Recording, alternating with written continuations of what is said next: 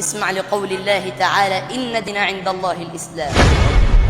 آخر سؤال هتكسب معانا على طول إن شاء الله بإذن الله. كم عدد الأديان السماوية؟ الأديان السماوية الزبور والتوراة تمام والإنجيل تمام والإسلام. ما شاء الله عليك ما شاء الله عليك. استنى يا أستاذ مصطفى، إجابة خاطئة. إيه اللي خد؟ إنما هو يا دين عمي واحد. اصبر، هو كسب إنما هو دين واحد. دين واحد ايه؟ انت دين قال لك الاربعه: الزبور والانجيل والتوراه والقران. ايه اللي ايه؟ أقول لحضرتك إنما هو دين واحد المنزل من عند الله، دين واحد. لا انا عايز اثبات على الكلام ده، معلش. عشان ايه؟ انت عندك كام سنه قبل اي حاجه؟ 13 سنة. 13 سنه. يعني انت الوحيد اللي بتعارض ودين واحد. ما انا عايز بعد اذنك اثبات، لان دي مسابقه والناس يعني هتسمع الكلام ده، فيعني عشان ما نضللش الناس معلش. اسمع لقول الله تعالى: إن الدين عند الله الإسلام. فإنما هو دين واحد، فما نزل على نبي الله موسى ونبي الله عيسى ونبي الله إبراهيم فهذه شرائع وليست أديان. فنبي الله موسى دينه الإسلام وشريعته التوراة، ونبي الله عيسى دينه الإسلام وشريعته الإنجيل، ونبي الله إبراهيم دينه الإسلام وشريعته الحنيفية. أما نبينا صلى الله عليه وسلم فدينه الإسلام وشريعته الإسلام، وهنا اتحد الدين مع الشريعة. الله أكبر. لا انت ايه ده؟ انت 13 سنة؟ أيوة. الله اكبر. لا بعد اذنك كده امسك كده امسك بس انت امسك. انت اللي كسبت. جاوبت ايه؟ الله اكبر. إنما هو دين واحد. طب يعني انا وكما تعلمت من فضيلة الشيخ الدكتور محمد حسان أن الدين عند الله الإسلام. قال الله حكاية عن نبيه نوح لما قال: وأمرت أن أكون من المسلمين. نبي الله إبراهيم: وإذ يرفع إبراهيم القواعد من البيت وإسماعيل ربنا تقبل منا إنك أنت السميع العليم.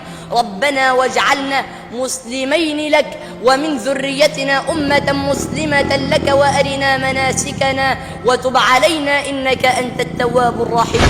نبي الله يعقوب: ووصى بها إبراهيم بنيه ويعقوب: يا بني إن الله اصطفى لكم الدين فلا تموتن إلا وأنتم مسلمون. نبي الله يوسف: أنت ولي في الدنيا والآخرة توفني مسلما وألحقني بالصالحين.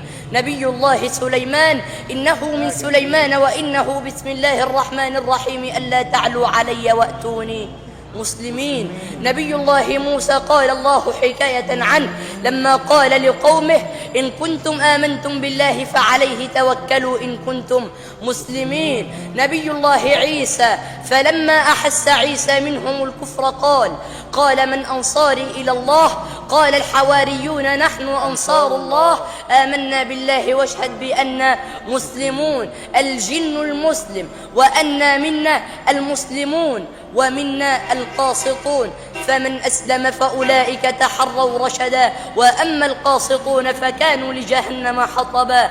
أما سيد الخلق وحبيب الحق فأنزل الله عليه قوله تعالى: إن الدين عند الله الإسلام ومن يبتغ غير الإسلام دينا فلن يقبل منه وهو في الآخرة من الخاسرين. فهو دين واحد. الله اكبر. انا اسمك ايه؟